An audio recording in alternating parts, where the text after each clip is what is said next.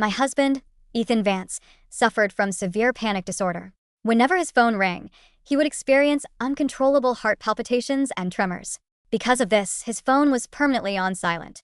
I had been with him for 5 years, and in every single moment I desperately needed him, he was unreachable. When I was sick and called him, the phone only ever went straight to voicemail. On our anniversary, I waited at the restaurant until closing time, but I couldn't get hold of him no matter how hard I tried. He even missed my father's funeral, claiming he hadn't felt his phone vibrate and forgot the time. In the beginning, I had screamed, cried, and fought. But then he would bring out his medical diagnosis, kneeling on the floor in sheer agony, weeping and begging for my forgiveness. My heart broke for his pain. So, I forced myself to get used to his constant absence. Until today. I was 5 months pregnant, on my way to a routine prenatal checkup, when a car brutally T-boned my taxi. Covered in blood, I called Ethan 126 times. Every single call went unanswered. Meanwhile, Chloe Miller, my best friend and the driver who had caused the crash, stumbled out of her car in a panic. She pulled out her phone and made a single call. In less than 10 minutes, Ethan arrived at the scene. At that exact moment, the harsh truth shattered my world. Ethan hadn't muted his phone. He had only muted me. "Baby, don't worry. I'm here. I'll handle everything." Ethan comforted a sobbing Chloe, gently rubbing her back before finally walking over to the wrecked taxi. Only then did he notice me, drenched in blood, slumped in the back seat. When his eyes met my bloodshot, wild stare, a flash of intense guilt flickered in the depths of his eyes. He panicked and reached out to check my wounds, but I flinched, dragging my broken body away from his touch. His brows furrowed, an impatient scowl instantly replacing his worry. "Serena, stop throwing a tantrum. This is not the time. Chloe doesn't know she was the one who hit you. You must not tell her. Otherwise, she will be consumed by guilt." I had almost lost my life in the crash, yet his very first thought was to protect Chloe from feeling bad. I opened my mouth, wanting to scream, to ask him why I was the only one on mute, but a sharp, tearing pain suddenly ripped through my lower abdomen. I felt a warm, terrifying gush of fluid flowing out of me. Instinctively, I grabbed the hem of Ethan's coat. "It hurts, Ethan. Save me. Our baby. I think our baby is..." The ambulance, which the taxi driver had called for me, finally arrived, sirens blaring. Watching the paramedics rush out with a stretcher, I dragged myself toward them with everything I had. For my baby, I had to fight, even if it meant crawling through the dirt. But right as my hand was about to reach the stretcher, Ethan stepped in front of me, blocking my path. He pointed at Chloe, who was sitting comfortably in his passenger seat, and spoke to the medics with absolute authority. "That lady over there has a congenital heart condition. She needs to go to the hospital for an emergency evaluation right now." Then, he casually pointed back at me. "As for her, she's always been incredibly healthy. She once walked home in a freezing storm for 2 hours and didn't even catch a cold. She can wait for the next ambulance." I stared at Ethan, completely paralyzed by shock. My throat felt like it was swallowing hot coals. Using every ounce of strength left in my lungs, I let out a guttural scream. "Ethan Vance, are you insane? Chloe is perfectly fine. I am pregnant with your child." The paramedic nearby was sweating with anxiety. She knelt down, quickly assessed my condition, and warned Ethan with an urgent tone. "Sir, this lady is bleeding heavily from her lower body. She is showing clear signs of an impending miscarriage. Her situation is extremely critical. She must go first." Yet, there was not a single hint of pity in Ethan's eyes. He didn't even look down at me. His voice was freezing cold and unyielding. "I know my wife. She has a strong constitution. She can hold on. I am her legal guardian and husband. If anything goes wrong, I will take full responsibility." Having no choice, the paramedics had to follow his orders. They pushed the stretcher toward Chloe. They carefully secured her inside. The ambulance siren wailed again, cold and piercing. Ethan followed her in. Right before stepping into the vehicle, he finally threw a pitiful glance back at me. "Serena, just wait here. We'll meet at the hospital later." I froze on the wet asphalt, my body turning cold as ice. Every breath I took felt like inhaling glass. By the time the second ambulance arrived, the pain had pushed me to the brink of consciousness. Inside the emergency room, a nurse ran around frantically, holding a consent form. "The patient is hemorrhaging. We can't save the fetus. We need to perform an emergency DNC procedure immediately, or she'll go into hemorrhagic shock. Where is her family?" But at that moment, Ethan was in the VIP wing, keeping Chloe company during her full-body scan. The hospital intercom blared over and over. "Will the family of patient Serena Vance please come to the emergency room immediately to sign the surgical consent form?" The announcement echoed clearly throughout the entire diagnostic building. Ethan froze. He instinctively stood up, an ominous feeling creeping into his heart. He took a step, wanting to head down to the ER to check on me. But before he could take another step, a warm, delicate hand tightly grabbed his wrist. Chloe leaned weakly against the back of the chair, her voice trembling with tears. "Ethan, my chest feels so tight. Please don't leave me." She looked up at him with tearful, puppy dog eyes, though a malicious glint flashed in the dark. Besides, Serena is a very common name. It's probably someone else. Serena only went for a routine prenatal checkup today. Why would she need emergency surgery?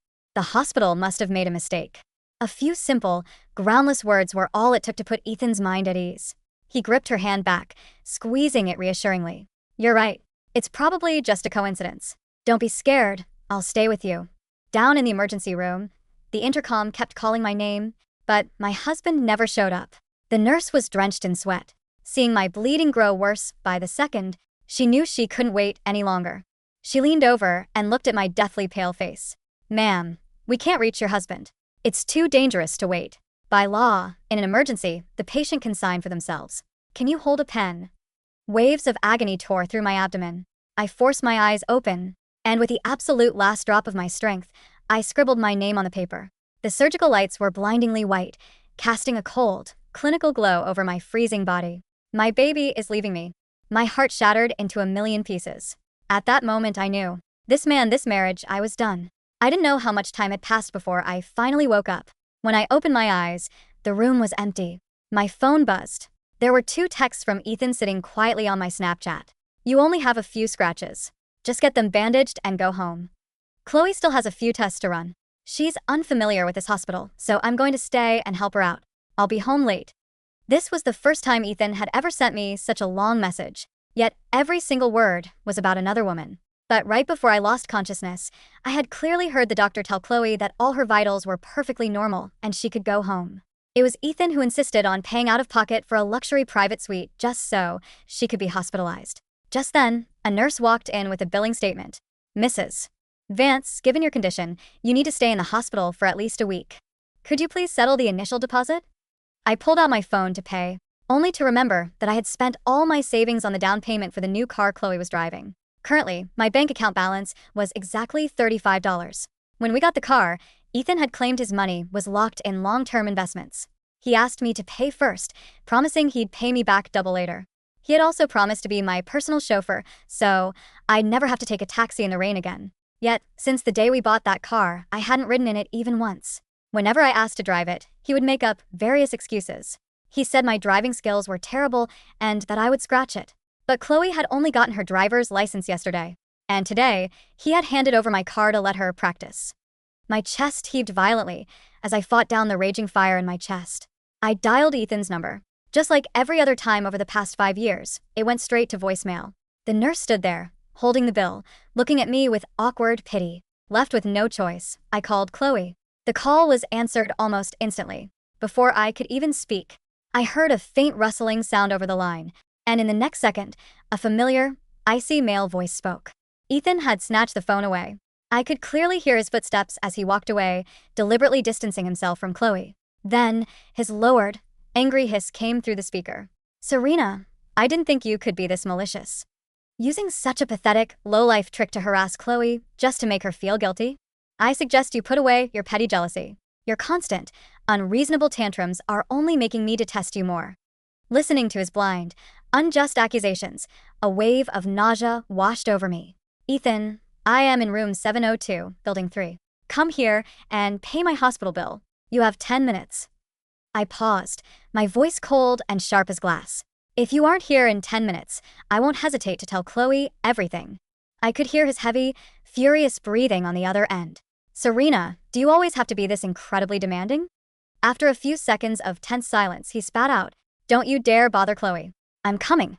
Less than 10 minutes later, the door to my hospital room was violently slammed open. Ethan stood there, his face clouded with residual rage, the air around him suffocatingly cold. He walked straight to the nurse, scanned the QR code, and paid the bill without a second thought. Looking down at the receipt, his brows knitted together in annoyance. "What kind of test did you even run? It's just a few scratches. Why does it cost this much?" I lay on the bed, quietly staring at the man I had loved for 5 years, watching the very last drop of my affection dry up. I slowly looked up, my eyes dead. The baby is gone. I just had an emergency D&C. Ethan froze. A flicker of shock crossed his face, but it vanished as quickly as it had appeared. He didn't believe me at all. He assumed I was using the baby to gain sympathy. Serena, can you please stop lying about things like this? You really will do anything just to get my attention, won't you? It was probably just a tiny bit of spotting and you insisted on getting hospitalized. Chloe's heart was acting up and her condition was critical. I couldn't just abandon her. After all, she's been your best friend for 12 years. Seeing how his entire mind and soul were wrapped around another woman, I suddenly felt incredibly exhausted. Ethan, let's get a divorce. Since you think Chloe is so perfect, I'm stepping aside to let you two be together. Ethan's hand froze on the door handle. He turned around, staring at me with utter disbelief. What did you just say? I said, I want a divorce. I pronounced every single word clearly, cold and resolute. Ethan stared at me for a long time, as if trying to figure out if I was bluffing. Suddenly, he let out a mocking laugh. Serena, do you seriously think this is funny? Who would even want a second-hand woman like you if you leave me? Is this all because I put you on silent? Are you seriously throwing a fit over this? Stop blaming me for everything. Look at yourself first. Every time I reply to one of your texts, you just keep spamming me. You want to share every single mundane detail of your day. Your love has become a suffocating burden. It's annoying. Do you have any idea how annoying you are? It felt as though 1,000 needles were piercing my heart, making it impossible to breathe. So, that was how he had viewed me all along. Seeing my silence, he assumed I had backed down. He delivered a cold, final warning. Lest you forget, your grandmother is only clinging to life because of the elite medical specialists I hired. I suggest you don't push my patience. My chest tightened violently, and the blood in my veins ran cold. Grandma Helen was my only living relative in this world. She was severely ill and bedridden, relying entirely on the top-tier medical team Ethan's connections had secured.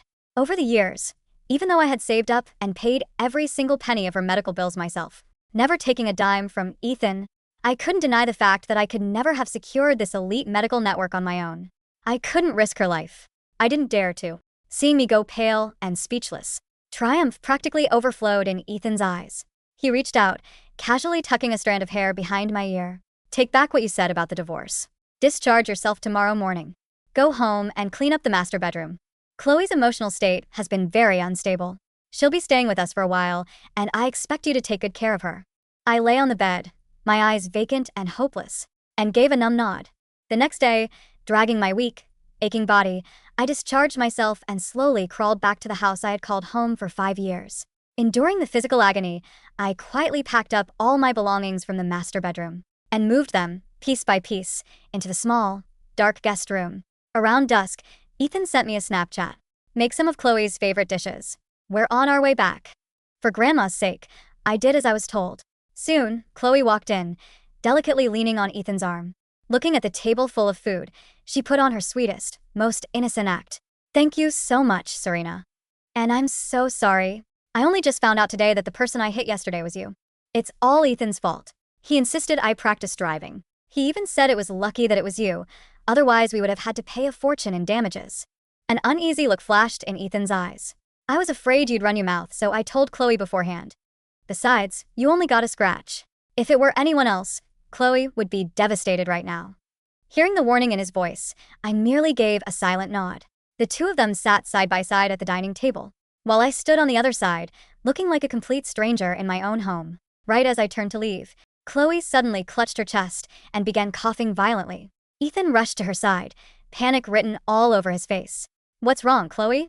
You were fine just a second ago. Chloe looked up, her eyes swimming with tears. Serena, you know I am severely allergic to ginger. Why did you put ginger in the food? The moment she finished speaking, slap. A hard, ringing slap landed brutally on my face. The force was so immense that my lips split and blood trickled down my chin. Ethan's eyes were filled with nothing but pure rage for Chloe. Serena, how can you be this evil? Chloe is already so weak, and you try to poison her on purpose. Apologize to Chloe right now, and then we are going to the hospital. I gripped the edge of the dining table to keep myself upright. I didn't put any ginger in the food. If you don't believe me, go look in the kitchen yourself. There isn't even a piece of ginger skin in there. But in Ethan's eyes, my defense was nothing but shameless lying. He didn't even want to look at me. He whipped out his phone and dialed the private hospice center's number. As of this moment, terminate all medical care and treatments for Serena's grandmother. My eyes widened in absolute horror. The sheer shock drained all the strength from my legs, and I collapsed heavily to the floor. I crawled to Ethan's feet, desperately grabbing his trousers. "Ethan, I was wrong. I'm sorry. Please, I beg you, don't stop Grandma's treatment." "Chloe, I'm sorry. It was all my fault." "I'll kneel and beg. I'm so sorry." Ethan kicked me away without mercy. "Now you know how to apologize?" Too late. Without another glance, he scooped Chloe up in his arms and walked out, slamming the door. I ran like a madwoman to my grandmother's hospice care. But when I arrived, the doctor looked at me, shaking his head with sorrow. "I'm so sorry, Ms. Vance. Because the private life support equipment was abruptly cut off and the specialized medications were stopped, your grandmother suffered sudden cardiac arrest during the emergency transfer. She passed away 10 minutes ago." I stood frozen in the corridor. I didn't scream, I didn't cry. It was as if all the energy had been permanently drained from my body. I gently took Grandma's cold, withered hand. There was no warmth left in her palm. She would never gently stroke my head again, and she would never softly call me her sweet girl anymore. In just 2 days, I had lost my baby and now my grandmother. Over the next few days, I lived like a walking corpse, quietly arranging my grandmother's funeral. Before I left, I placed the signed divorce papers on the kitchen island. I took one last look at the house I had lived in for 5 years, turned around, and walked away without a single shred of regret. On the other side of town, while Ethan was paying for Chloe's hospital discharge fees, a medical report slipped out of his coat pocket. He remembered he had casually shoved it in there when he paid my bill the other day. For some inexplicable reason, his heart began to race. As he unfolded the paper and read the words, he froze. I wasn't there to see the color drain from his face, nor did I witness the tremor that shook his hands as he stared at the crumpled piece of paper. But much later, during the division of our assets, the nurse who had handed him the bill recounted the scene to my lawyer. She said Ethan stood in the middle of the crowded VIP corridor, paralyzed, his eyes locked onto the clinical, cold words of the pathology report: uterine curettage, surgical removal of a non-viable 20-week fetus, severe hemorrhagic shock. To Ethan, the medical jargon must have read like a death warrant. For 5 years, he had built a fortress of excuses around his selective responsiveness. He had convinced himself that I was a dramatic, attention-seeking woman whose minor scratches were nothing compared to Chloe's fragile heart. But the paper in his hands did not lie. It was stamped with the official seal of the emergency department, dated and timed exactly when he was sitting in the private suite, holding Chloe's hand and ignoring the hospital intercom. According to the nurse, Ethan's breathing became shallow and rapid. The very panic disorder he had used as a shield for half a decade finally reared its head, genuine and suffocating. But this time, there was no Serena to kneel beside him, to rub his back, or to whisper that everything would be okay. "Serena?" he whispered, his voice cracking. He lunged toward the elevator, leaving Chloe sitting in the discharge lobby. He ran through the glass doors of the VIP wing and sprinted toward room 702 in Building 3. When he threw the door open, the room was already empty. The bedsheet was stripped, the mattress bare and sterile. The only thing left on the bedside table was a small, plastic cup containing the cheap plastic ring I had worn since our college days, the one he had promised to replace with a diamond once he made it. I had left it behind. It was a worthless piece of metal, much like the promises he had decorated our marriage with. Panic-stricken, Ethan pulled out his phone. His fingers flew across the screen as he dialed my number. "The number you have dialed is no longer in service." A robotic, recorded voice answered him. I had terminated the contract on my phone plan the moment I stepped out of the hospital. For years, I had kept that number active solely so he could reach me in an emergency, holding on to the pathetic hope that one day he would care enough to call. Now that hope was dead, and the number went with it. With no other choice, Ethan drove like a madman to the private hospice center where my grandmother had been staying. He burst into the administrative office, slamming his hands onto the desk. "Where is Helen Vance's granddaughter? Where is Serena?" he demanded, his eyes bloodshot, his chest heaving. The administrator looked at him with a mixture of cold disdain and professional detachment. "Mr. Vance, your authority over this patient's medical decisions was terminated when you filed the emergency cessation of care yesterday. As for Mrs. Helen Vance, she passed away yesterday afternoon. Her granddaughter has already claimed the body and arranged for a private cremation. You are no longer permitted on these premises." The words hit him like a physical blow. He stumbled backward, his back hitting the wall. "Passed away?" he mumbled, his voice barely a squeak. No, she was fine." The doctors said she had months. She had months with the specialized life support and medication. The administrator corrected him, her voice cutting through his denial like a scalpel. "Which you abruptly cut off. Her granddaughter begged you not to." We have the recorded phone call of you authorizing the termination, Mr. Vance. It is standard procedure for private facilities. The illusion of his own righteousness was completely shattered. He had killed my grandmother to punish me for a lie he had fabricated in his own mind. While Ethan was grappling with the first taste of his own medicine, I was sitting in a quiet, dimly lit room at the local crematorium. The urn resting on the table before me was small and surprisingly light. It was hard to believe that the woman who had raised me, who had taught me how to tie my shoes and how to hold my head high, was now reduced to a handful of gray ash. I didn't cry. My tear ducts felt dry, burned out by the sheer volume of grief I had endured over the past 48 hours. I stroked the smooth ceramic of the urn. "I'm sorry, Grandma," I whispered into the quiet room. "I'm sorry I let him hurt you. But it's over now. No one can pull the plug on us ever again." The door to the viewing room opened quietly, and my lawyer, Marcus Vance, no relation to Ethan, though the irony was not lost on me, stepped inside. Marcus was an old family friend, a man who had tried to warn me about Ethan years ago, but had stepped back when he saw how deeply infatuated I was. "Serena," Marcus said gently, placing a hand on my shoulder. "The paperwork is ready. We've filed the divorce petition on the grounds of extreme emotional distress, abandonment, and medical negligence. I've also filed an injunction to freeze your joint accounts, though from what you told me, there isn't much of your money left in them." "He spent it all on Chloe's car," I said, my voice flat. "The down payment was $30,000. It was everything I had saved for my freelance design work." "We'll get it back," Marcus promised. "I've also subpoenaed the dashcam footage from the taxi you were in, as well as the street cameras from the intersection where the crash happened. The police are already investigating the collision. Chloe Miller is in serious trouble, Serena. And so is Ethan." I looked down at my hands. They were pale, the skin around my knuckles raw from where I had scrubbed them in the hospital sink. "I don't care about the money, Marcus. I just want them gone. I want to forget they ever existed." "I understand," he said. "But justice is a form of forgetting, too. Once we strip them of everything they took from you, they won't have the power to drag you back." I nodded slowly. Marcus was right. I had spent 5 years being the victim, apologizing for things I didn't do, shrinking myself to fit into the tiny, dark corner Ethan had allocated for me. I had let him mute my voice, my pain, and my existence. But silence can be a weapon, too. And I was about to teach Ethan Vance exactly how deafening it could be. Ethan returned to our house, the house I had meticulously decorated and kept clean for 5 years, expecting to find me. Instead, he found a tomb. The air inside was stale, smelling faintly of the ginger-infused soup he had thrown onto the floor the night before. The stain was still there, dried into the expensive hardwood, a dark, ugly blotch that looked like dried blood. He walked into the master bedroom. It was completely stripped. The vanity table, which used to be cluttered with my skincare bottles and hair ties, was bare. The closet was half empty. Only his suits hung there, looking absurdly lonely in the vast space. He ran to the small guest room at the end of the hallway. The door was unlocked. Inside, the bed was neatly made.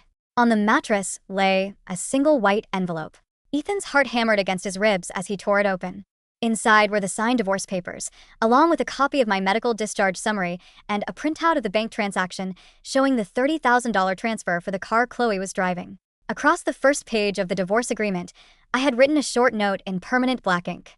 "I paid for the car Chloe used to kill our child. I paid for the house you let her sleep in. You gave her my seat in the ambulance, my spot in your heart, and my grandmother's life. Keep the house. Keep Chloe.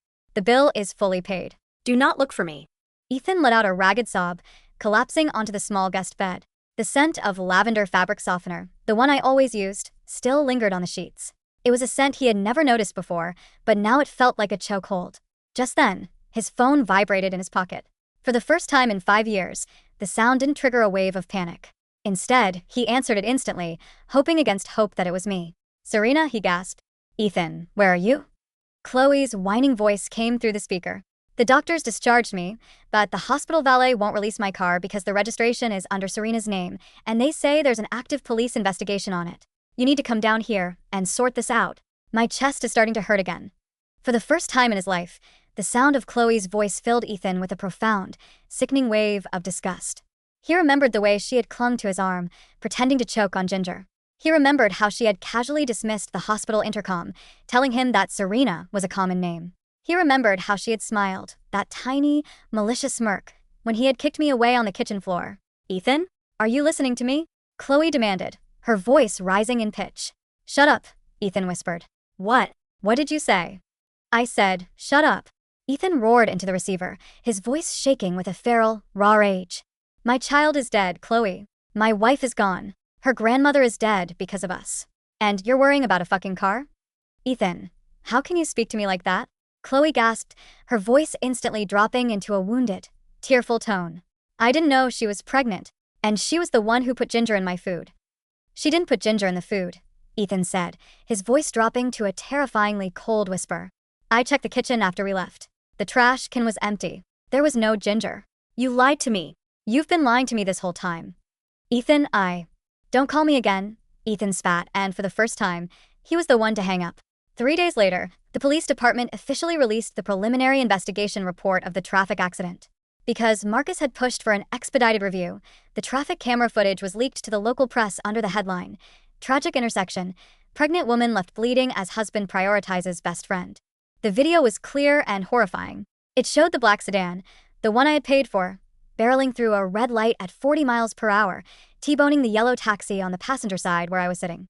It showed Chloe stepping out of her vehicle, completely unscathed, holding her phone. But the most damning part was the audio captured by the taxi's dashcam, which had continued recording even after the crash. The audio captured the arrival of Ethan's car in less than 10 minutes. It captured his voice, soothing Chloe, telling her not to worry. It captured the moment he walked over to the taxi, saw me drenched in blood, and said, Serena, stop throwing a tantrum. This is not the time. The public outrage was instantaneous and overwhelming. Ethan's architectural firm, which relied heavily on his public image as a family man and a community leader, began losing clients within hours of the video going viral. His business partners immediately called an emergency meeting and voted to strip him of his partnership, offering him a meager buyout just to get his name off the letterhead. But the nightmare was only beginning for him. I was staying in a small, rented cottage by the coast, far away from the city's noise. The salt air was cold, but it felt clean. For the first time in 5 years, my chest didn't feel tight. I didn't check my phone every 5 minutes. I didn't wait for a message that would never come. One afternoon, as I was sitting on the porch drinking tea, Marcus drove up the gravel driveway. He got out of his car, carrying a thick manila folder. How are you holding up? He asked, sitting down in the chair next to mine. I slept for 8 hours last night, I said, offering a faint, genuine smile. I haven't done that since college. Good, Marcus said, opening the folder. Because I have some news. The police have officially charged Chloe Miller with reckless driving, running a red light, and felony hit-and-run, as she tried to claim she wasn't the driver initially. Furthermore, the district attorney is looking into filing charges against Ethan for obstructing emergency medical services. I took a sip of my tea. Will it stick? With the dashcam audio and the paramedic's testimony? Absolutely, Marcus said.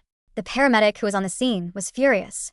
She testified that Ethan explicitly claimed to be her legal guardian and ordered them to take Chloe instead, despite being warned that you were in critical condition. That's a direct violation of medical priority protocols, and because he used his marital status to force the decision, he is legally liable for the delay in your care. And the car? I've filed a civil suit to reclaim the $30,000 down payment, plus interest and damages. Ethan's assets have been frozen by the court. He's currently living in a cheap motel because the bank is preparing to foreclose on the house.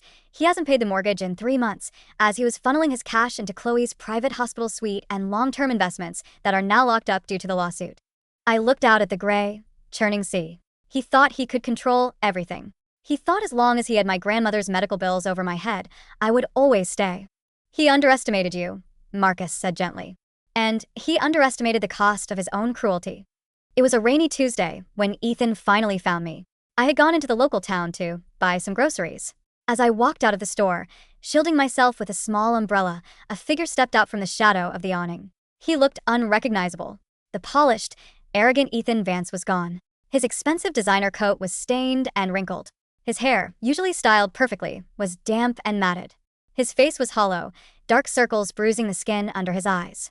Serena, he gasped, his voice trembling. I stopped. I didn't run and I didn't scream. I simply looked at him, feeling a strange, profound sense of nothingness. The man standing before me wasn't the monster who had ruined my life. He was just a pathetic, broken stranger. Please, he said, taking a step toward me. Please, just let me speak to you for 5 minutes. I've been looking for you everywhere. We have nothing to talk about, Ethan, I said, my voice even and calm. Our lawyers are handling the divorce. I don't care about the divorce.